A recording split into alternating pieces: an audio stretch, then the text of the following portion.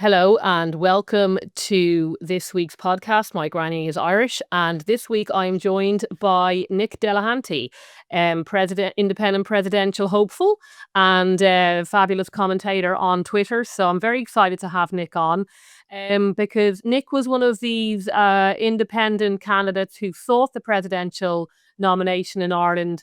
And what it looked like to me was quite skillfully shut out of the race. He was he's very well known on Twitter, and I think would have made an excellent candidate. So Nick, if you could just tell us, especially me, the great uninformed, I know the basics in that I think you needed the nomination of either 4 councils or 20 members of the Oireachtas, either TDs or senators. I think you were more focused on the council route. My friend Maria was more focused on the Oireachtas route. So just how, first of all, why? Why did you see, you're very young, to me anyway. So why did you seek the nomination, and then what was involved?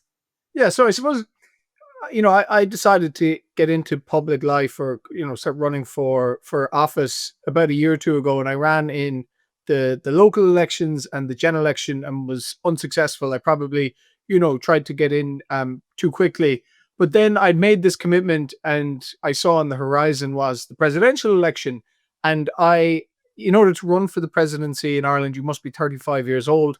I had just turned 35 at the end of last year in December, and so all of a sudden I'm eligible. And as the year was going by, it became evident that not a whole lot of people wanted to actually run in this race. Like a lot of high profile former politicians, people that, ex leaders didn't want to run in the race. Yeah. And people just kept dropping out, dropping out, dropping out. And then it finally got to Michael McDowell, who, kind of bookends this story in many ways. When he decided he wasn't going to run, then suddenly there was a moment of, I think, panic or wonder of who is going to run in this race that is going to front an alternative view and a platform that's going to ask the right questions that I want to see asked. And the week that he decided he was going to run, that was the week I decided, okay, well, I'm going to do this. And I flirted with the idea, I suppose, online and, put it up as I just said, I'm going to run for presidency. Here are my credentials. I'm 35 years old and I don't own a home. Yeah. And Okay. that snowballed, and, it was a bit, That's what caught my eye, I think. Yeah. yeah, Yeah. it was tongue in cheek, but I think people realize that when I say something, I'll do it. So it was a bit Yeah. tongue in cheek, and then it snowballed, and we started raising money. We got lots of support, and we went through the whole process. So it went from probably the middle of May to just a couple of weeks ago. But we knew going into it that getting on the ballot was going to be extremely difficult. So to get onto the ballot in Ireland for the presidential race, you must be 35 years old, but you must get the nominations from 4 county councils and or 20 Oireachtas members, TDs or senators. So I was focused on this county council route, Yeah. and it's been used a lot in the past. Councillors across the country in past have been very generous, or not generous, but willing to put people on to the ballot. So it's been a fruitful avenue to get onto the ballot previously, but it was signaled from a long ways out that this year it would be different, and that the big parties would not allow their councillors to facilitate candidates. So we knew that going in, but Yes. the idea was that if they're going to say no to someone, they're going to say no to me. And we're going to make them say no and Yeah. drive as much as we can. And so we did, and we had a great campaign, learned an awful lot, got around to talking to lots of people. Like the whole experience of going around to the councils, presenting to them, canvassing these councillors, learned an awful lot. But the individual councillors wanted to see me or others get onto the Yeah. ballot, but the big parties, the direction came top down to whip them, and so no, not a single person actually got onto the ballot from either of those routes, and now Yeah. we're left with this scenario, which we all know, where we have 2 candidates. Yeah, so if I just stop you there, I mean, I think first of all, I think in a way you've underplayed. I think it's a massive commitment what you've done, and I don't want to get too personal, but you're married, I think, and do you have a young child? Did I see that come up? Yes. So I've a son. Yeah, he's a year old, Nico. And that's one of the things I talk about. The three main people that didn't get onto the ballot: myself, Maria Steen, Garrett Sheridan. All of us have something in common in that we have children under the ages of two. I think all of us.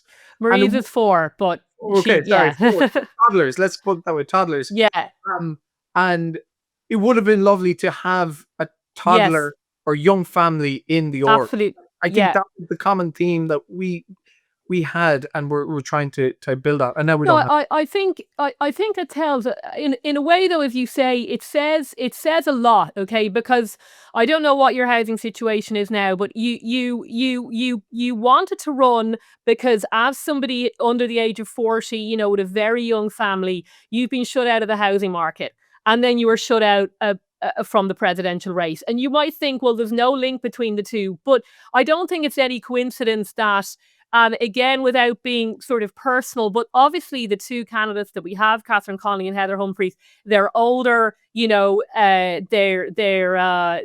I don't like using the word boomer in the Irish context because the economic environment was very vastly different. But it's just as you said, they ask, well, why don't young people get involved in politics? Well, Nick, you're young. You have a young family. And you were shut out of this race. And I just think it was a huge commitment for you, logistically. I don't, the just the sheer amount of driving, I think that must have been involved, right, in going around to all of these county councils. I salute your wife because I remember what it was like to have a 1-year-old. I'm not too sure I would have been too keen if my husband came back and was like, well, I'm going to do this thing and it's going to involve a lot of driving. So you do bedtime for a while. But it is a big sacrifice, right? You've missed a lot of bedtimes. You've missed a lot of mornings. I can understand why you want to put these issues that are relevant to young families on the agenda, and I just think it's a huge missed opportunity that's been shut down, and is very telling. Okay, and when you say that it was telling in terms of the whip, I mean, there's a bit of a debate about this, and Maria Steen covered it in his piece in the Sunday Independent yesterday, and I've picked up on it today. I know Micheál Martin. I think after the Maria Steen fallout, he issued a statement. I think he was in New York at the time, which says a lot, and it was slightly bemused and baffled. And he's like, "Well, I mean, I don't know why people would think we should help our opponents." And on one hand, I can understand that. But as Maria pointed out yesterday, the whip, which is essentially what was imposed on councillors, it actually should only be used when trying to get legislation through the Oireachtas, right? The executive power. So politicians run usually on a manifesto. They get voted in on the basis of that manifesto, namely voters want a certain policy, and therefore that policy needs to go through the Oireachtas. It's supposed to enhance democracy. It's so so that especially in the Irish system, you don't have one or two holdouts say on a policy that has essentially been approved by the electorate. But what Fianna Fáil and Fine Gael have done to you and to the others is use that whip essentially to add like an extra filter on the filtering process. It was never designed, I think, for the president to shut down presidential nominees the way it has been. Yes, there should be a filtering process if we're going to do it this way now. I wonder whether we should have a presidential election at all, and I'll tell you why afterwards. So what they have done is completely abuse this whip process, and I think people, it's not about being sore loser; it's about not abusing the process and shutting out very viable candidates like yourself. Yeah, so they put the thumb on the scales of democracy, and it's backfired completely. And the bar to get onto this ballot is already high enough to Yes. have to go and get all these approvals from the councils, and to navigate a party whip on top of that makes it impossible. And also something else is that a lot of these meetings, you had to go to these meetings to present to these councils. They were all held. There was 10 meetings held on On a Monday, single day, yeah. and there was 5 on the next Friday. There was 10 more on the next Monday. So it made it impossible. And like, I would have put a lot of FaceTime in with certain councillors in certain counties, and you would have thought, oh, maybe I have a brilliant chance here in Cork, let's say, or Tipperary. And then next thing, that meeting clashes with another one in Wicklow, and you can't be in two places at the same time. So the bar getting on it was made extremely high, almost impossible. So some people are like, oh, well, you didn't start early enough. If had you been at it years in advance and had a better campaign. And I'm like, no, you could have been at this for for the entire 7 years, and you still were not getting on this ballot. They shut it down, and like, okay, so they've shut it down, but to what benefit? We are now left with a scenario where the Fianna Fáil candidate was completely rushed, ill-advised, and he is now dropped out in complete and utter disgrace and embarrassment to the party at enormous cost to Fianna Fáil. I think they only have 500 grand in the bank, and now they've pretty much spent it. The leader has taken a huge hit. Ironically, Micheál Martin should have probably run himself as a retirement plan for himself, and now he's done complete damage to his leadership. You know, by selecting, handpicking this candidate, Fine Gael, by preventing other candidates into the race. Now their candidate is just out there battling alone against Catherine Connolly, who has a complete movement behind her, whether you agree with it or not. She has a groundswell of support. Her supporters are diehards. She could, I think someone said she could kick a dog in the street tomorrow morning and they would all still vote for her. That's how strong her base is. And Heather Humphreys has no support on the debate teams. Whereas if I had been on the debate, if Maria Steen or Gareth Sheridan, we would have provided cover, and we would have attracted voters out to vote for us and then give preferences to Catherine Connolly or to Heather Humphreys. And the whole point of proportional representation means that you have it benefits having multiple candidates on the ballot sheet because votes transfer. Yes. So they've really shot themselves in the foot now, to the extent where they're actually wanting my supporters, Gript readers, Maria Steen supporters to come out and save them. And we're saying, no, we're not going to save you. I don't want to vote for Catherine Connolly. But if the price to pay is a Catherine Connolly presidency for you guys to wake up and start realizing that you've alienated your actual base over the last decade, then that's the price I'm willing to pay, because you guys, you keep tipping your hat to the far left instead of and alienating your actual core voters, and this is the price you're going to pay. Well, I mean, I think you said there that, you know, they're hoping that various supporters or factions come out to save them. I mean, I haven't seen any overtures like that. I mean, I saw Sarah Carey's piece in the Independent saying, you know, Maria should do the right thing and say not to spoil your vote. I mean, she's remained totally neutral on it. And my current position is that I will spoil my vote, because I mean, I haven't, you know, as you say, Catherine Connolly is honest. I always say she's honest. You know what you're getting with her, you know, and I'm saying no, thank you. And that's fine. Heather Humphreys, you know, to your average Conservative voter, to me, haven't said or done anything that would make me want to vote for her. I'm sure she's a perfectly fine person. But this idea that, as you said, you know, you're expected just to show up at polling day and take the pain. Well, like, no, thank you. No, if you end up with a President Catherine Connolly, well, you know, that's on them. That's not on us. And I think it has been an absolute mess. And I think just on the Jim Gavin issue, you know, to me, as sort of an outsider looking in, it's not just an embarrassment for Fianna Fáil and Micheál Martin. What I think was particularly unforgivable for him is what an embarrassment it is for Jim Gavin personally and for his family. That they have gone and they have taken, now I don't know much about him, he was manager of the Dublin GAA or something, this is not my scene at all, but they have taken somebody who to me is completely apolitical, you know, and they have brought him out of his comfort area, brought him out of his skill set and said, we are going to make you run president. And he's essentially been humiliated. You know, like, Nick, I don't know if you ever, have you watched the series The Thick of It, which is it's Parts of it, yeah. yeah, you must. If you're gonna do politics, the thick of it is, it's on the UK political scene, and it's about the spinning and the messaging behind it.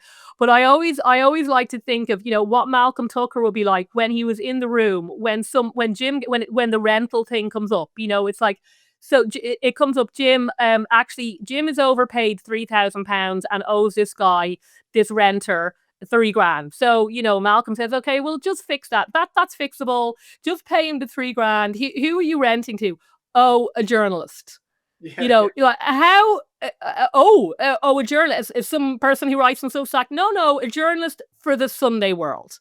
I mean, this is the kind of level of amateur that you're getting with these guys, that they haven't done the due process.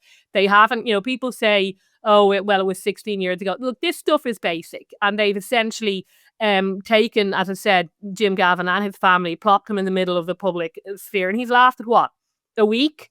It's completely disgraceful. If I was, if I was his family, I would be very angry indeed. So to me, it was incredibly amateurish. And not only has Micheál Martin done that, um, as he said, he's shut down all the other viable candidates. So, Nick, tell me, if you were running this, and you were you'd have been given a much bigger platform, you'd been on News Talk, you'd been on the debates. What are the issues you would have liked to seen talk about? Because in terms of cut through, what they call, in messaging, so far, and I follow politics. So far, I know that Heather Humphreys wouldn't hire a rapist, and Catherine Connolly would have to think about it. They're the big issues, it seems to me. I mean, I'm sure they've touched on it. What would you have used the platform to say? Yeah, so like nobody's actually speaking proactively. The debates at the moment are around, it's a merry-go-round of the same arguments all the time, and nobody's actually saying what they actually want to do. One of the things I wanted to do was, I see the president as the head of democracy in Ireland. It's the figurehead of the democratic leader. And I want to ask the question, are we doing democracy right? And I think the president can be that person to hold a mirror to government and say, this is what we're doing. So, in practice, what that looks like is, look at the Local Government Reform Act in 2014. Who out there at the moment with an enormous platform is highlighting and asking the question, has this monumental piece of legislation, which has transformed the plumbing of Irish democracy at a local level, has that worked? What has happened? What have we gotten after it? It's been 10 years. I think the president can ask that question. I think it's a fully valid question, and just highlight the issue, use the platform to talk about this, and motivate councillors. Like, I think through my experience of going around to the councils, I've now, I've a great sense of the work that councillors do, and their biggest issues are the fact that they don't have enough powers anymore.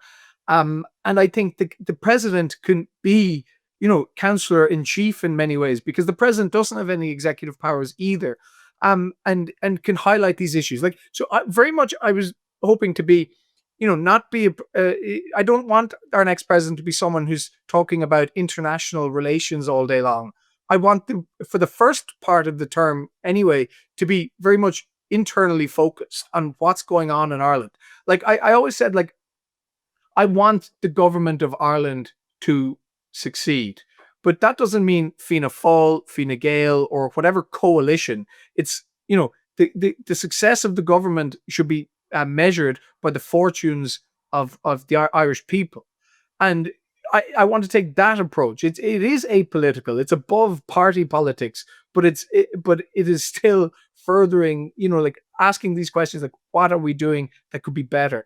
And to challenge that. I also think the president does, and something that does come up is, the United Ireland question. And the more I've gotten into this, and the more I've, looked into what's actually going on with the United Ireland, it needs to happen.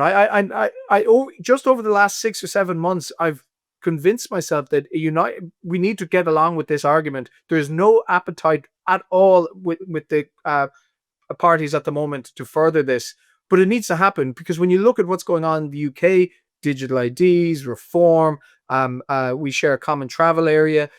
They're going to, if they do anything with their migrant hotels and things like that, we're going to get a huge wave of people coming over to Ireland. My purpose for this is we need a border down the Irish Sea. And part of that is, okay, we need to really further along this United Ireland movement. So I think the president can play a big role there. And funnily enough, out of the two candidates, even though Catherine Connolly has been backed by Sinn Féin, Heather Humphreys just has a bit more of a natural inclination to what's going on in the north because she is from Monaghan. She's seen more as the unifying. She's more familiar with both communities. I mean, in terms of United Ireland, so your view seems to be that it should happen, but for more pragmatic reasons, not the sort of idealistic nationalist reasons, but because of what's happening in the UK. Is there concerns that there could be in immigration overspill? I mean, for what it's worth, immigration policy is set entirely from the Home Office in terms of Northern Ireland.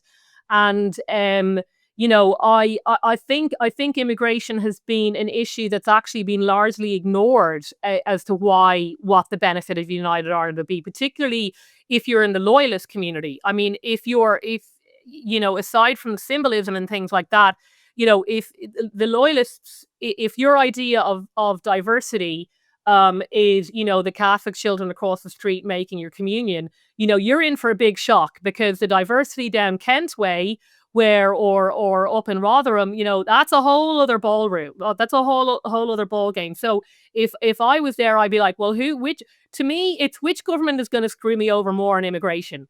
Whether is it going to be set in Leinster House, or is it going to be set from Downing Street? Now, looking at it, because I spent 20 years in the UK, I think Northern Ireland has actually gotten off easy when it comes to the immigration explosion that has happened in the UK.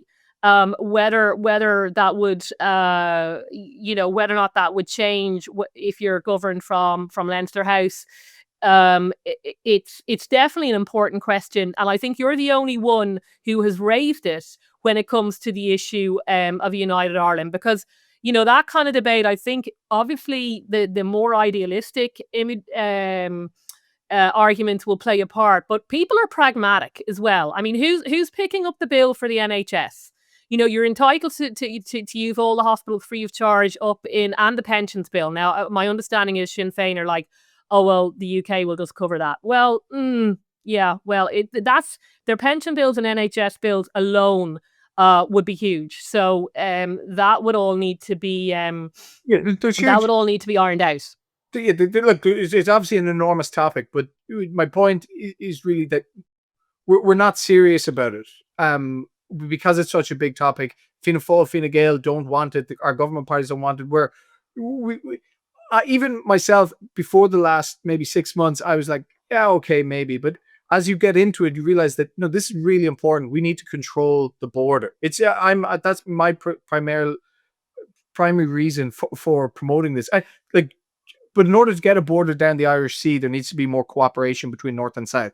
I'm not saying we definitely need to get to United Ireland tomorrow, but we need to start making inroads to doing that, because, as I said, we have the common travel area. But what we've just entered into is this EU migration pact, which will come on to our budget conversation in a second, and we're spending billions on this. And this is an EU migration pact, which largely is for countries within the Schengen area. And we're not in Schengen. We're in the common travel area with the UK. We don't need an EU migration pact. We need a British and Irish migration pact. And nobody's seeing the difference here. We're doing one of the other and half of the other. So it's not joined up. When the minute the UK gets strict on migration, on migrant hotels, when Farage comes in, or whenever that is, there will be an avalanche of people coming through the north. And at that point, the guys up in the north are like, why? We've been fecked over by Westminster. We should be joined up with Ireland. The island of Ireland now makes a lot more sense. And, there's big questions of whether you keep the, Stormont going as a parliament within Ireland, or you dissolve it. I don't think I think we keep Northern Ireland as a state within Ireland. I think that's the more achievable option going forward. But nobody's even talking about this stuff. Like, Yeah. Well, this, the other thing, I mean, I would be hated on Gript for this, but you could solve two problems with with one stone, because if you have United Ireland, look, I think you're getting very from a UK point of view optimistic in terms of them getting their immigration under control. I mean, Reform are definitely talking a good talk, but already the numbers there are just but they don't absolutely huge. they don't have to get it under control for it to become a huge problem for us. Yes, It just has that's to true. be scare tactics. Rwanda, like the Rwanda plan, when that happened, there was a Yeah. wave of people coming through the north because they were scared of Rwanda. So they don't have to actually sort it. No, it's a perception thing. It's which country is the more attractive country. No, I understand. I've written about it before. But in terms of the presidency, look, I mean, I have I have a number of views on this, because it is, to me, what's notable, if you're, I mean, the presidency doesn't have any executive power, at least very, it can refer legislation to the Supreme Court, and I think it's head of the defense forces. But so to me, I mean, when people get into policy debates in relation to the presidency, it sort of irks me a bit, because it's like, well, you don't have any power over this. Although I do note, to me, if you're going to have that debate, I think it's notable what we aren't discussing. We are not discussing the family. We're not discussing, teenage mental health, the loneliness of older people, childcare costs, housing costs. We're not discussing really in any serious way immigration. And to me, that's exactly what the parties wanted. This election, it's like it's been designed between Fianna Fáil, Fine Gael, and the editorial board of the Irish Times. Don't talk about anything important. And look, nobody really cares whether Heather Humphreys can speak Irish or not. Well, I don't. Maybe a minority of people do. But this is not whether Heather Humphreys can speak Irish is not going to make any difference to your life. However, having said that, I'd nearly change it. I really resent the idea that we're having an election to give it a veneer of democracy, Nick. So I would nearly, I know some people on the right are like, oh, we need a different filtering system, or we need more candidates. I'm like, you know what? I think maybe just appointed from the Oireachtas, because then at least we don't have to go through this sham, this charade where they will turn around to us and say, oh, well, you chose a candidate. No, no, we didn't. We had a choice between two candidates. You chose for us. That's the first thing. So, and then secondly, you're just a figurehead position. So my position always was actually, who will look better on the international stage? Who is going to sell Ireland, abroad? Who's good at cutting a ribbon? How are your scissor skills, Nick? Because that's all really. Are you going to go to Donegal and open the Educate Together at 3 p.m? Because that's what your job is. So I'm always very suspicious of these. I think you're wasted. You'd be wasting the presidency, Nick. Hopefully you'll be a TD someday. Because really, as I said, just cut the ribbon, shake the hand of Princess of Wales, and get moving. That's my idea. But, yeah, no, I agree with you. But I think the real argument here is, we have all these hoops to jump through, and we put on such a song and dance for this position, and there's so many bells and whistles for it, and it has no executive power. I think we should start asking the question: should the president have any executive power? No. I think if the president had some executive power, whether it was foreign affairs, whether it was trade, something, all of the parties would take this role a lot more seriously. You would get Mary Lou going for it. You'd get Micheál Martin going for it. Yes. And so, until you actually give it something that matters, we're going to end up with this dog and pony show every 7 years. And I actually agree with you. So, I think you're right. Either you're appointed from the Oireachtas because the position doesn't matter, or we continue with this process and you elevate it with executive powers. But where we are at the moment, it's ridiculous. The whole thing is farce. Yeah, it's the same thing, isn't it? It's this sort of middle. As I said, I really resent the veneer of democracy.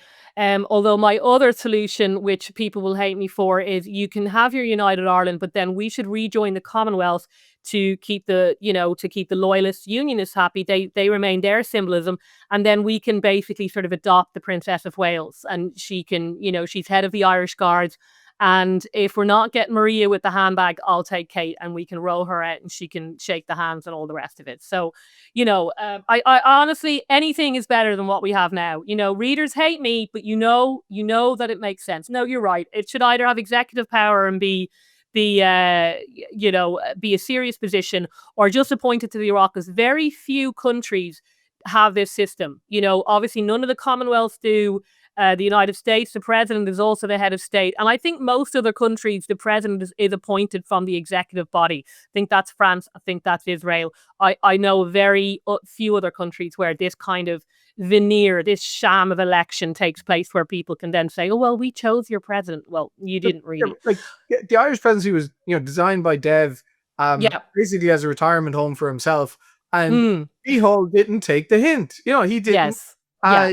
Like that. I can live at the retirement home. There's an honesty to that, right? I mean, there's an honesty to it. But it is also the era of Instagram and Snapchat, and it would be good to have a young person, a young family, as well. Because visuals and things like that are really important, and all of that has been sacrificed for this. If I was on the ballot, or if Maria was on the ballot, or one of us would have won this. I'm pretty convinced.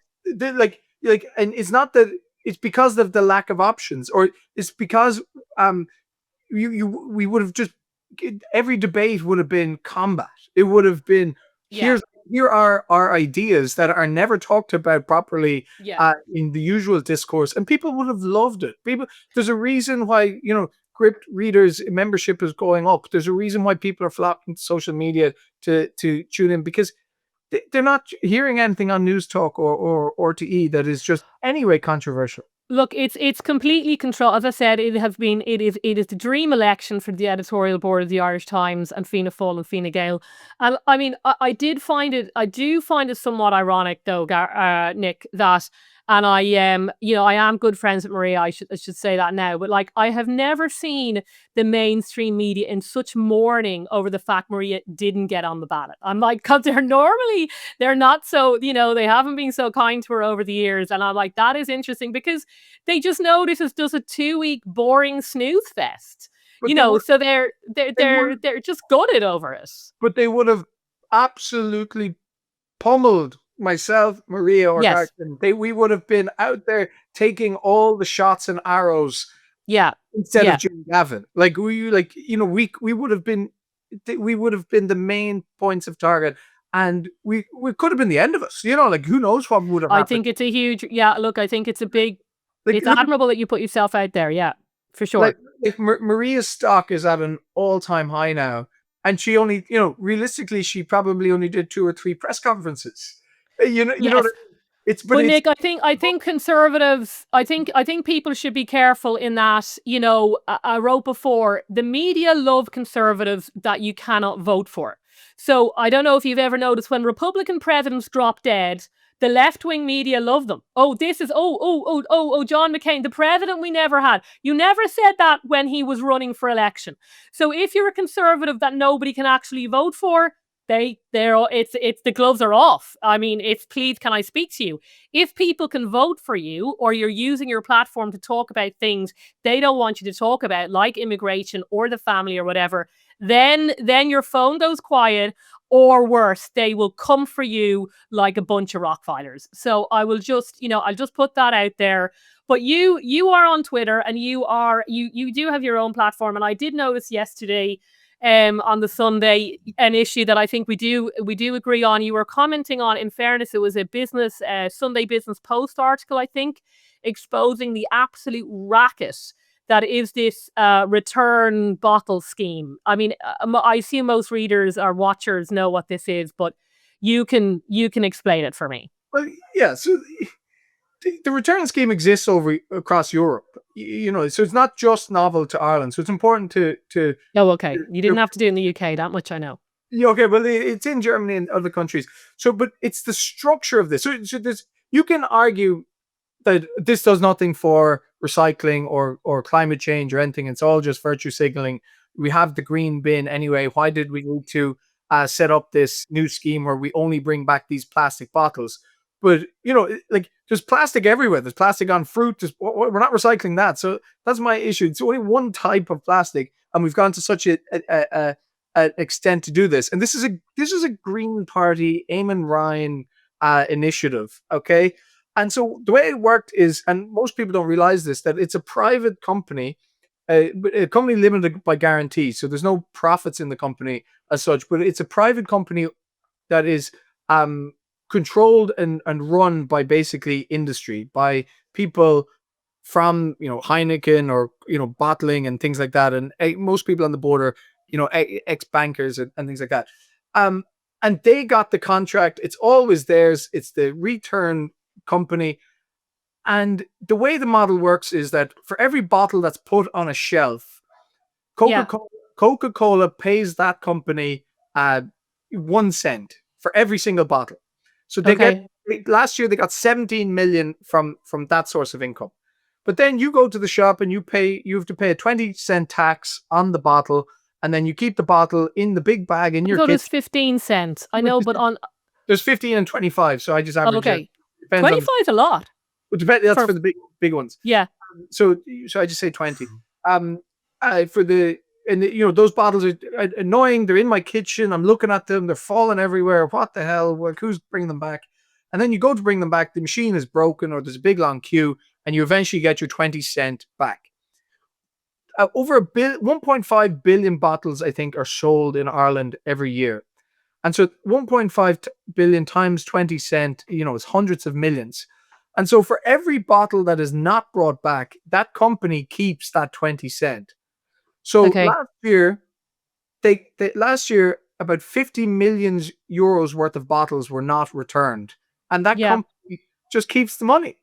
That's theirs. It's just the company that supposedly takes the bottles back. Return, yeah. So Return take that money, and most people thought this was a government initiative, and that money would go into mental health, into social housing. It's always outsourced, so right?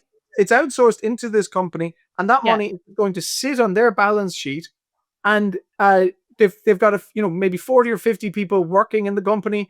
They're all on nice wages. We came out yesterday in the paper that the top 5 executives paid themselves 1.1 million. Wow, so, that's nice. Yeah, it's lovely. 200 and you can buy a house with that. I know that much. I do know, Nick. Like, but and they did nothing. Like, there is no entrepreneurial spirit here. There is no product. There is no service. In fact, it's a hindrance on the consumer to have to go back and it's actually degrading that we have to go back and put these bottles. Now, you have stolen my word. You took that from me. This is it. It's not just the actual tax that's on the bottle. Yeah. I have a much darker view of politicians, I think, and human nature as a whole. This is a scheme, I always say, designed to humiliate the public. I have images of, Micheál Martin, Simon, whoever, and the editorial board of the Irish Times just going, right, what can we do next to really just screw their lives over? And I go to Dunn's like pretty much everybody does. And well, there's 2 things. First of all, you shouldn't be drinking this junk. Now, I'm sorry to get all mumsy at you, but you're 7-Up and your Fanta and your Coke, Yeah. Well, I did have to admit on Gript on Friday that I've taken my children to McDonald's far too frequently, although I never get to drink and always get a tea. But this stuff is bad for you. You will get, diabetes. It will wreck your liver. Stop drinking it. But if you do, not only have you paid, as I said, the 15 cent or the 20 cent extra so you can enjoy your full fat Coke, and send your blood sugar spiraling. That's a matter for you. But then, as you said, you keep it. You have to keep it in your kitchen or wherever where it's sort of dripping. It's dripping all over the place. Or your 1-year-old, no doubt, goes out over to the recycling bin, right, and probably takes it out and starts drinking the dregs of your Coke, right, and now they can't sleep. And then you have to bring. I see these people, Nick, up there on a Sunday morning. Now, I shouldn't even be in Dunn's on Sunday morning. I went to Mass on Saturday evening. I just want you to say that. But first of all, you shouldn't be shopping on Sunday morning. But then they're there. They're in the queue, the big queue to shove these bottles through. Stop it. Just just take the pain and give them their 15 cents. They are humiliating you. They are seeing, what are these fools going to take now? Not only did Eamon Ryan ruin the whole driving system, I believe, in Dublin by putting his silly little cycle lanes on it so the cycle terrorists can mow you down on their bikes, okay? That's bad enough. Then he's decided to ruin your Sunday morning so that you will go up practically in your pajamas, and they have big trolleys of this stuff, your Iron Brew and your Stella or whatever it might be. And I just, no. Just drink water from your tap, number one, or if you can't manage that, just take the hit. It's a completely humiliating charade. I don't know why people do it. People should refuse to do it, boycott it, and then this system will be done. And it's a scam. It's an outright scam, it seems. No, it is a scam. Look, I'm in 2 months. I don't have the time or energy to be bringing these things back. And there's enough going on in my life to have to do this. But at the same time, I don't want to give them my 20 cent. I'll sacrifice the 20 cents. But then you're funding these guys, and like I don't care. If what needs to happen as a way to appease me is that the government needs to control this company, and the money needs to go directly back to communities or social housing or something. And if you do that, then I can toss my plastic bottle in the bin, and it'll go down to Poolbeg and Ringsend and get incinerated and up into the sky. And at least I can feel good that that 20 cent went to a public good. But at the moment, it is just sitting on the balance sheet of this CLG. After year one, they have 50 million in the bank. But this is classic. I'm sorry, but I just find this is classic Ireland. Like, this is what I call Clown Town. I mean, it's just, I don't know why people put up with this. But this is the other problem. Now we're sounding like Catherine Connolly. When the government say, right, we're going to have this scheme, or we're going to have the free school meals, for instance. Your little one's too young for it now, but they'll be there. This stuff is all outsourced. This is all to private company. Now, I don't mind if the private company, as you say, is offering a service, or a good, and you're willing to buy it. But so much of it is just it's just ridiculous. They're not offering a true incentive. They're not competing in the marketplace in an honest way. I think that's what annoys both of us. So it's actually socialism. This is what it is. You big state contracts to go and provide these universal services that nobody wants. There is no competition here. And it's the same going back to the presidential. They didn't allow competition. The free market of democracy didn't put candidates forward. But the worst example I've come across of this is not in recycling. It's in the immigration system of this company called Didion Docus. Now, I'm not sure if you've heard about this company, but in 2020, Roderick O'Gorman came out with a new white paper on how we're going to do the asylum system better. And what he said was that every asylum seeker will have a key to their own door and they'll get their own house. And one company, or maybe more, but one that I've found, saw this as the best opportunity ever. And I'm not sure, it's unclear, I'm unsure of which came first, the company's idea or the white paper. But let's say, put it this way. So they went and lobbied all the politicians. This is all in the lobbying records. And they had one-on-one meetings with Micheál Martin. They had big presentations to 20 Oireachtas members at a time. And what their system is that they get given millions and millions of euros. 5 million euros every 3 months is actually what they're getting. And they've set up a company, and it's just a limited company, like a normal company, not even a CLG. And they set up an Isle of Man parent company. And what they do is they take government money, they go out to the Midlands in Laois. Taxpayers' money. Government doesn't have any money of its own. I know you know that. Money. Always clarified. They go out to Offaly, Laois, Wexford, places like that, and they buy up hundreds of houses en masse. And then they use that to give to the asylum system, but then they transfer those assets to its Isle of Man parent company, and nobody owned. So the state is giving all this money to this private company, and they don't even own the houses at the end of it. You're there then competing with people like you, right? In terms of buying up the housing stock. Yeah, no, this is worse than just state social housing, right? At least with social housing, the state owns the housing, right? Well, so yeah, the company structure is important here. So Clúid is one of the biggest approved housing bodies in the country, and Clúid is a CLG, a company limited by guarantee, and that's the same as what this return was as well. You know, they can't distribute profits. They can pay their executives good money, but Yeah.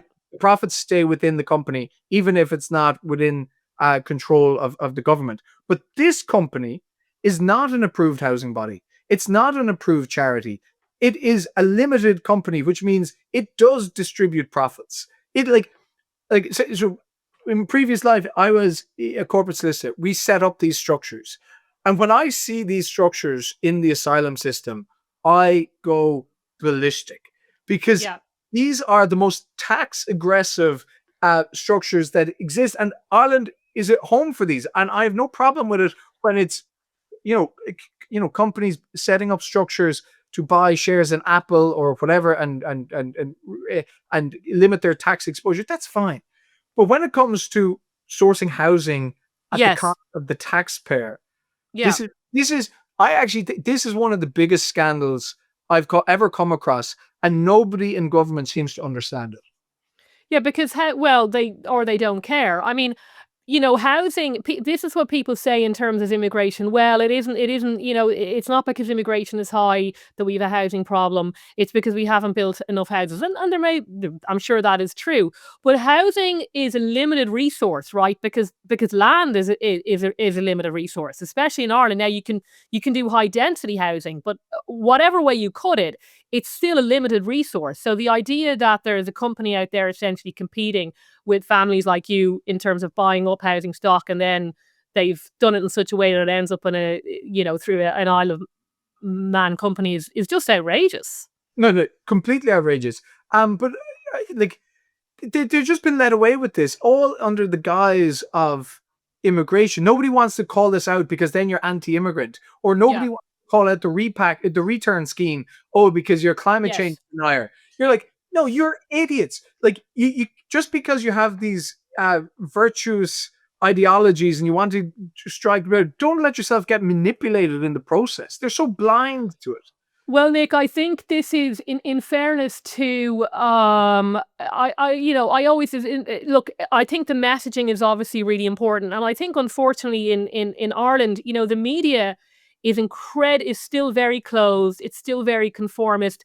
There isn't the diversity that you would have even say in the UK. So if you have quite a sophisticated argument say against a particular company that is clearly not acting in the interest of the Irish voter or taxpayer, or indeed the stated goal of, say, environmentalism or housing, then they bring out their label, whatever it might be, as you say, a climate denier, or you're anti-immigrant, or, or far right, or whatever it might be.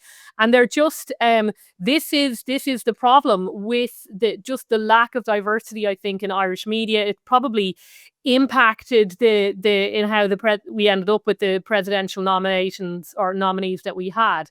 It is, and it's very I think Irish society, people like to think they're liberated and things like that, but to me it's just as conformist as it was maybe under the Catholic Church, only it conforms now to certain ideas.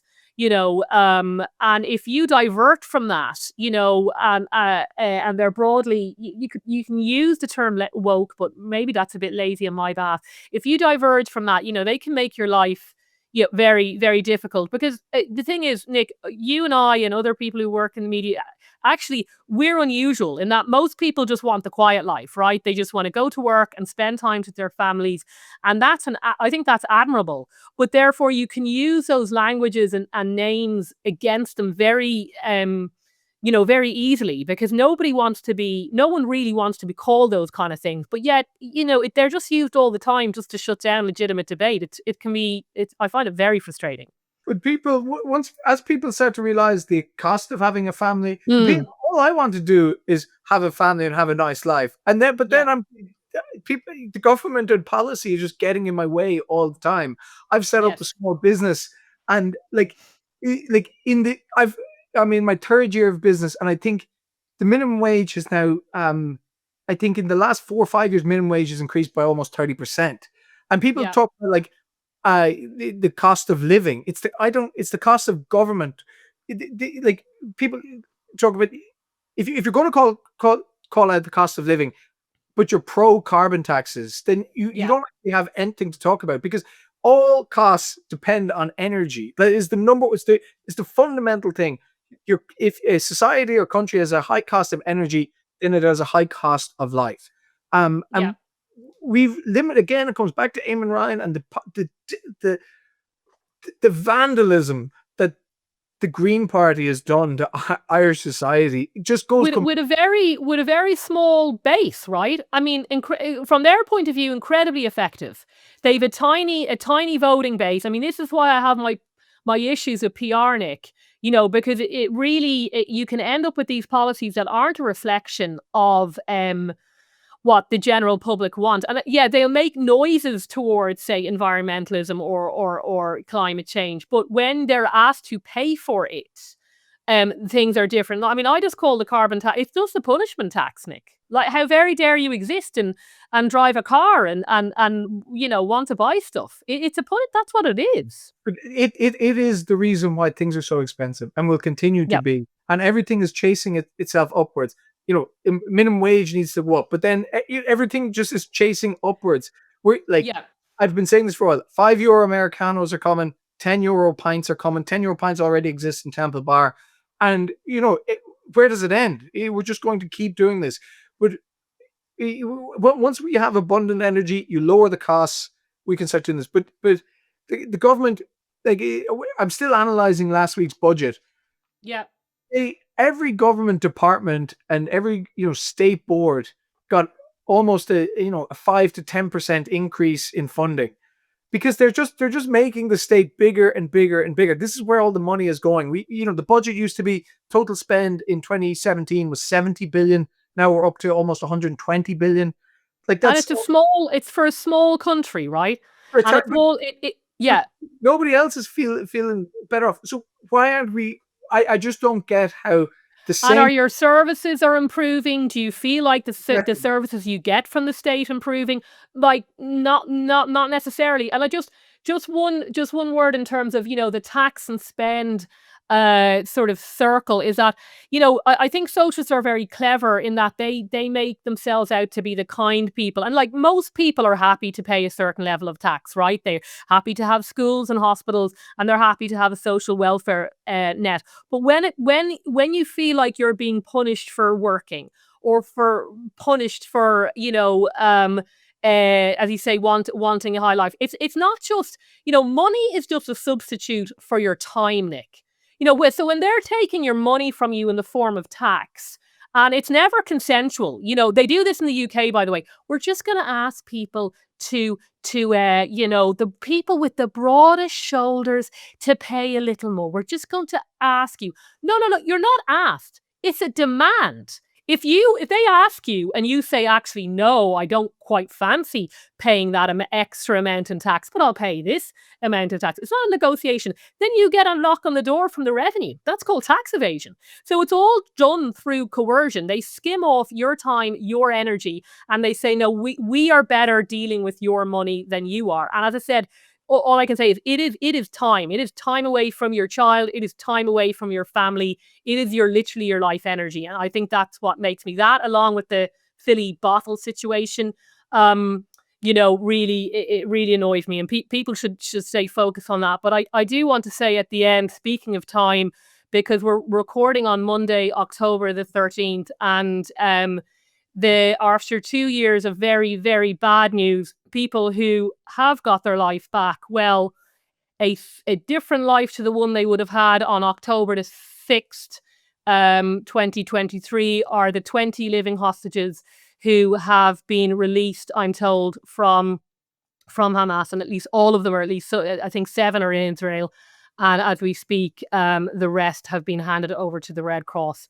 And I just think, it's been a terrible war. It's been a terrible 2 years. And that at least is just, for me anyway, I followed it very, very closely. And it's just great to see.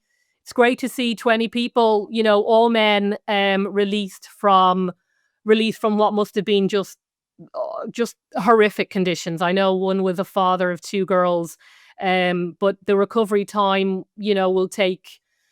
Well, I can't really imagine, because not only have they survived the massacre initially, which they will have witnessed, they then are held in a Hamath tunnels for two years.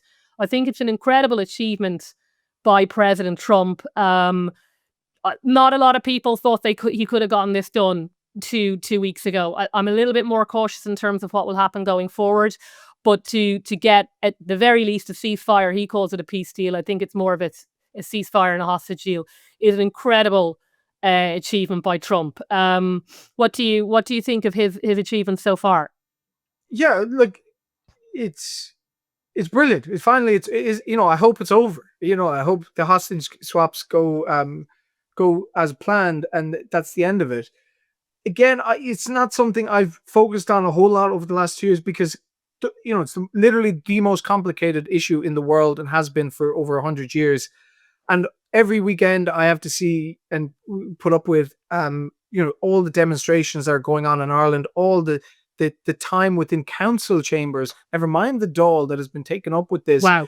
And I'm not doubting anyone's intentions, but we got to be realistic. There is a peace summit happening in Egypt today or tomorrow, when I think 25 to 30 countries have been invited. Ireland hasn't been invited.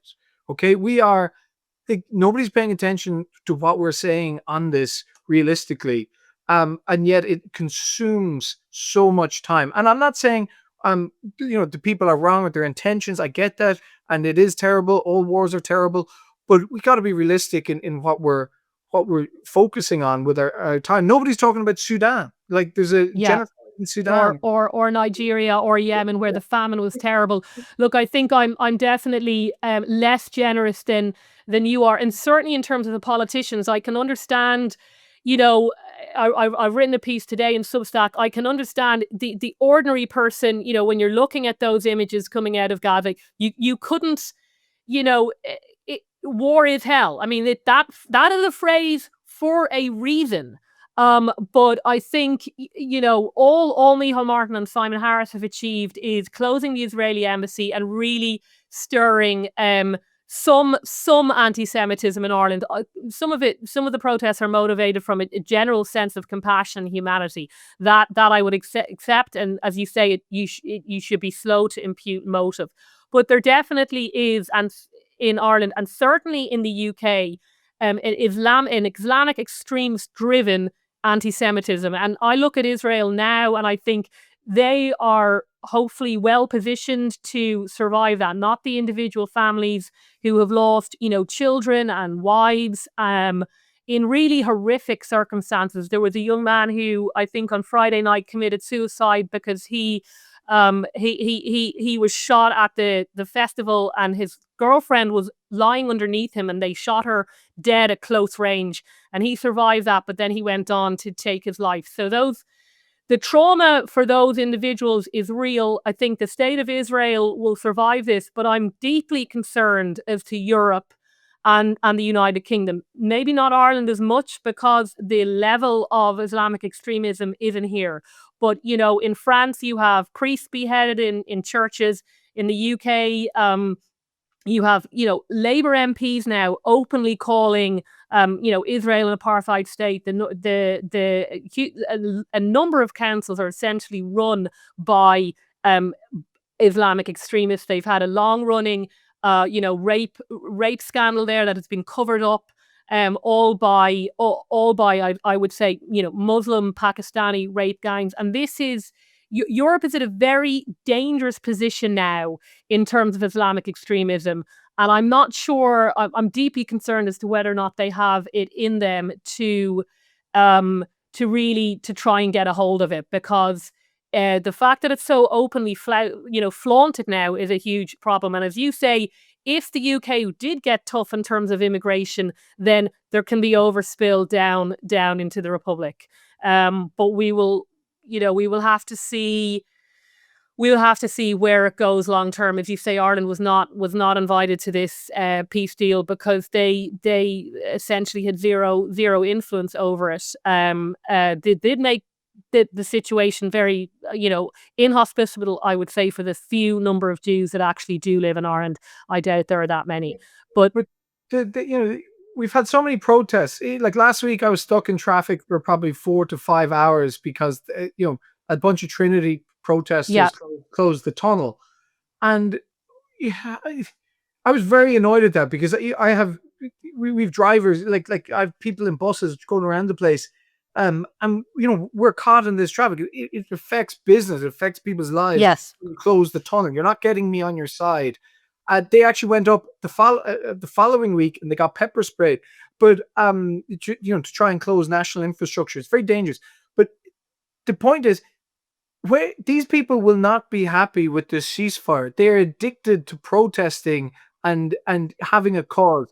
Like Greta was climate change a few years ago. Now she's on the flotilla. Yeah.